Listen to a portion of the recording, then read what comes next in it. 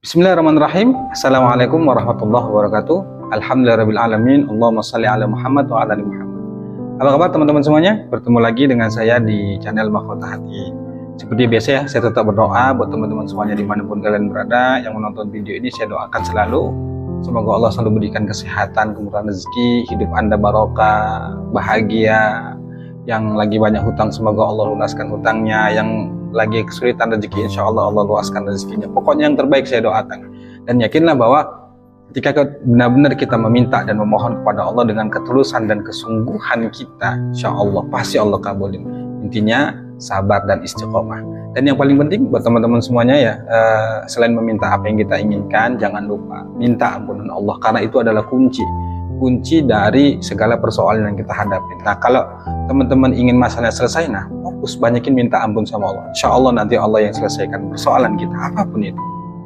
Ya, jangan lupa bersyukur ya. Tetap selalu saya katakan, saya ingatkan jangan lupa bersyukur. Buat saya, buat teman-teman semuanya, ayo sama-sama kita untuk terus bersyukur. Jangan cari alasan deh.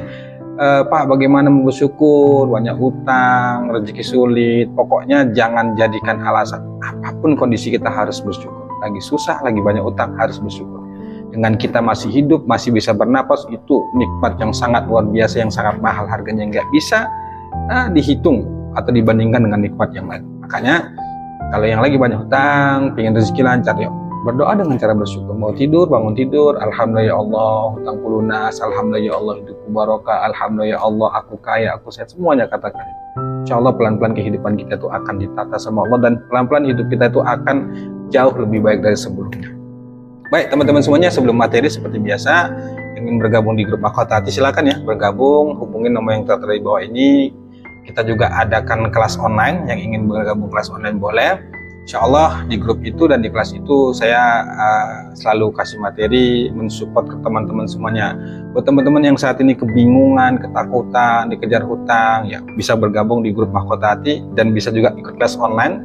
Saya dan tim itu membimbing, insya Allah teman-teman bisa merasakan keajaiban. Kita bimbing, kita support terus supaya hidupnya selalu semangat, supaya yakin, supaya tidak putus asa. Karena ketika orang tertekan gara-gara hutang itu kan mentalnya down, kemudian hidupnya nggak enak, ketakutan. Nah, kalau mau kita support terus, yuk gabung di grup Mahkota Hati. Bila perlu ikut kelas online. Insya Allah tuh teman-teman yang bergabung kelas online itu di grup Mahkota Hati, itu mereka yang tadinya hidupnya kacau, banyak utang, insya Allah alhamdulillah sekarang itu semangat, yakin, insya Allah teman-teman semua. Nah teman-teman kalau ingin bergabung silakan ya hubungi nomor tertera di bawah ini, itu nomor saya. Baik, hari ini saya ingin kasih materi sederhana. Sebenarnya dari pertanyaan teman-teman ya, yang dari WA itu ya. Pak, saya sudah kerja keras, sudah ikhtiar semampu saya. Kadang-kadang pun saya nggak kenal waktu, berangkat kerja pagi, pulang tuh malam untuk berusaha melunasi hutang saya. Tapi hutang saya nggak lunas-lunas, malah justru hutang saya makin tambah banyak. Saya nggak ngerti harus berbuat apa. Tolong pencerahannya Pak. Kira-kira pertanyaannya begitu. Saya selalu katakan ya, saya jawab pertanyaan ini, mudah-mudahan ini menjadi motivasi buat teman-teman semuanya. Saya selalu katakan bahwa ketika Anda terjebak di masalah hutang atau masalah apapun, fokus awalnya itu jangan cari yang lain dulu kecuali cari Allah, termasuk utang. Kalau Anda terpuruk karena utang, jangan cari duit dulu, tapi cari Allah dulu. Cari Allah dulu. Bagaimana cari Allah tuh? Ya, artinya kita mendekat ke Allah dulu, kita taubat dulu ke Allah, kita minta ampun dulu sama Allah. Setiap langkah, setiap pekerjaan yang akan kita lakukan, kita ke Allah dulu. Sholat taubat dulu, sholat hajat dulu, kemudian kita melangkah untuk menjemput rezeki kita. Kenapa? Supaya hidup kita barokah, supaya hidup kita itu dibimbing dan dituntun sama Allah untuk menjemput rezeki yang sudah ditetapkan sama Allah. Beda sekali ketika Anda memulai suatu pekerjaan itu awalnya dengan melibatkan Allah dan dengan tidak melibatkan Allah, itu beda. Nah, setiap perkara apapun ketika kita melibatkan semuanya itu ke Allah, insya Allah mudah. Termasuk kalau Anda ingin sekali hutangnya lunas, itu cari Allah dulu. Ente tobat dulu ke Allah, ibadah yang bagus, lihat sholat Anda bagaimana, kemudian usahakan bangun tahajud, duha, cari Allah dulu dong. Artinya cari Allah itu ente harus perbaikin ibadah, kemudian baca Quran, pokoknya dekatkan diri sama Allah. Itu dulu langkah awalnya. Baru setelah itu Anda bergerak untuk menjemput rezeki Anda. Kalau Anda langsung main menjemput rezeki saja tanpa ada tanpa melibatkan Allah, tanpa berdoa dulu, tanpa minta bimbingan dan petunjuk sama Allah, itu beda sekali. Ketika kita melibatkan Allah awalnya untuk menjemput rezeki, ada dua yang akan kita dapatkan. Satu, ketenangan dan petunjuk Allah. Yang kedua, kalaupun saat itu kita bergerak menjemput rezeki tapi Allah belum kasih, insya Allah yang kita lakukan itu menjadi amal ibadah kita, jadi amal soleh kita yang nanti itu akan dibalas Allah di akhirat nanti. Berbeda kalau kita itu melangkahnya itu langsung aja, apalagi kita nggak ingat Allah ya, padahal kita tahu yang ngasih rezeki itu Allah, yang pegang segala hal dunia ini itu Allah. Allah itu maha pemberi rezeki. Maka kalau Anda ingin hutang Anda lunas, yuk cari Allah dulu deh, cari Allah dulu. Ente perbaiki ibadah, kemudian ente tuh fokusnya itu sudah ke Allah aja dulu. Selalu saya katakan bahwa terpuruknya hidup kita, sulitnya rezeki kita, sulitnya kita dalam menyelesaikan hutang, itu disebabkan karena dosa dulu. Makanya taubat dulu ke Allah, istighfar yang banyak dulu, ratapi, sadari bahwa semua ini terjadi karena dosa kita yang banyak, sehingga Allah itu memanggil kita dengan caranya kita dikasih ujian, dikasih kesulitan. Yang Allah itu sayang sama kita.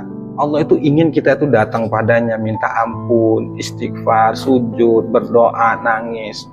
Begitu. Nah, kalau Anda nggak mau melibatkan Allah, artinya tetap mengandalkan pola pikir, mengandalkan ilmu, mengandalkan relasi dan lain sebagainya, Anda percaya deh, Anda akan kebingungan sendiri. Apalagi perkara hutang. Hutang itu wilayahnya Allah. Berkali-kali saya sampaikan bahwa hutang itu wilayahnya Allah, dan cara untuk bisa menyelesaikan itu adalah dengan caranya Allah. Caranya bagaimana? Riyadho. Riyadho itu latihan mendisiplinkan diri untuk mendekat diri pada Allah. Atau yang saya sebut tadi di awal, dah cari Allah dulu. Ente jangan cari duit tapi cari Allah dulu. Cari Allah itu bagaimana caranya? Bagaimana Allah itu benar-benar kita letakkan di hati kita dengan keyakinan yang kuat bahwa insya Allah masalah apapun yang kita hadapin selesai dengan izin Allah. Cari Allah dulu, kemudian fokus ke Allah dulu, kemudian fokus dulu minta ampun sama Allah, jangan minta yang lain, udah deh minta ampun aja dulu sama Allah, kemudian nikmatin, ikutin prosesnya. Tapi besok harus bayar utang Pak, waktunya tinggal 2 hari lagi, atau waktunya tinggal seminggu atau 1 bulan lagi. Dari mana uang Pak? Dari mana? Kan utang harus dibayar. Iya, saya paham. Kalau ente sudah berusaha dan ente juga nggak dapatkan itu, ente mau kemana? Ente mau kemana? Ente udah jungker balik cari uang sana sini untuk bayar hutang, tiba-tiba nggak dibuka jalan sama Allah, nggak ketemu. Ente mau lari kemana? Jalan satu-satunya itu ya ke Allah. Makanya saya katakan, seterdesak apapun kondisi Anda menghadapin penagih hutang atau untuk membayar hutang, seterdesak apapun, libatkanlah Allah, datang ke Allah dulu, sholat hajat dulu, banyakin sholawat dulu, 100 kali sholawat misalnya.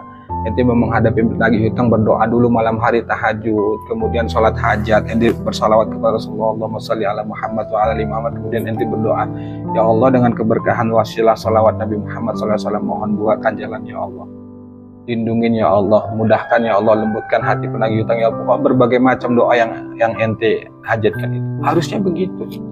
Kalaupun ketika kita sudah melakukan ikhtiar langit, sudah berdoa ke Allah dan hasilnya tidak sesuai apa yang kita harapkan, itulah yang terbaik.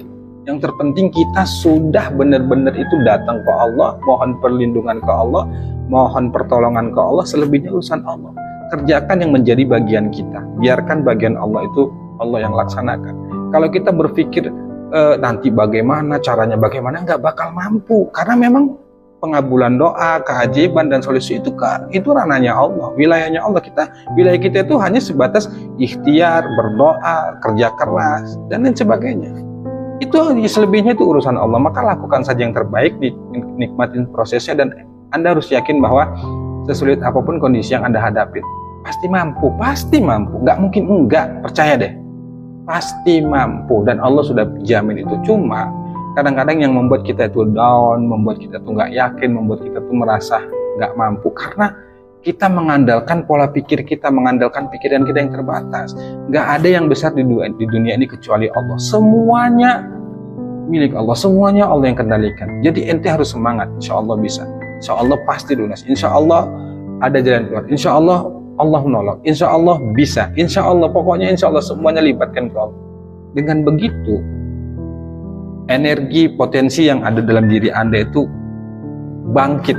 Anda yakin lagi, bismillah, walaupun dengan berdarah-darah ya, dengan tangisan, Anda tetap berjuang, tapi bersama Allah, bukan sendiri.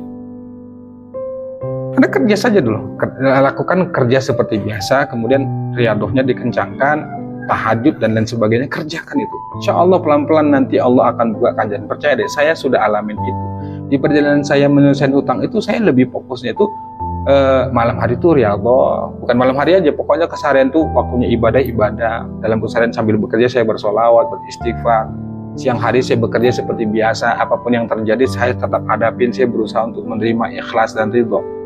Kalaupun yang saya inginkan itu nggak sesuai dengan apa yang saya harapkan, ya sudah, saya ikhlas, ya ridho.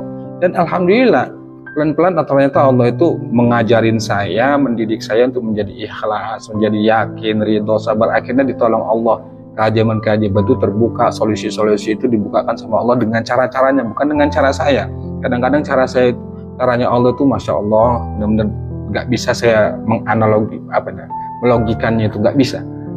Ada saja jalannya itu, dan cara Allah itu sangat banyak sekali untuk menolong kita, teman-teman. Jadi jangan batasi diri Anda, saya seorang pembantu rumah tangga, saya cuma seorang guru, saya cuma seorang ini, dari mana Allah menolong. Jangan begitu, cara Allah tuh banyak, teman-teman. Jadi jangan putus asa, jangan jadikan aktivitas kita, profesi kita itu sebagai hambatan untuk kita bisa sukses, untuk bisa kita menyelesaikan hutang. Jangan. Allah itu maha kuasa. Yang penting ente cari Allah dulu, libatkan Allah di setiap segala persoalan, ente berdoa sama Allah, selebihnya urusan Allah. Yang penting ibadah yang sungguh-sungguh, amal yang terbaik, kerja keras, konsisten, istiqomah, sabar, yakin, dan selebihnya urusan Allah. La haula wala quwata illa billah. Insyaallah dengan begitu Allah akan memberikan pertolongan kepada kita semua. Tetap yakin, tetap semangat. Insyaallah Allah pasti menolong kita, dan hutang kita, hutang Anda semua, apapun itu, insyaallah lunas. Assalamualaikum warahmatullahi wabarakatuh.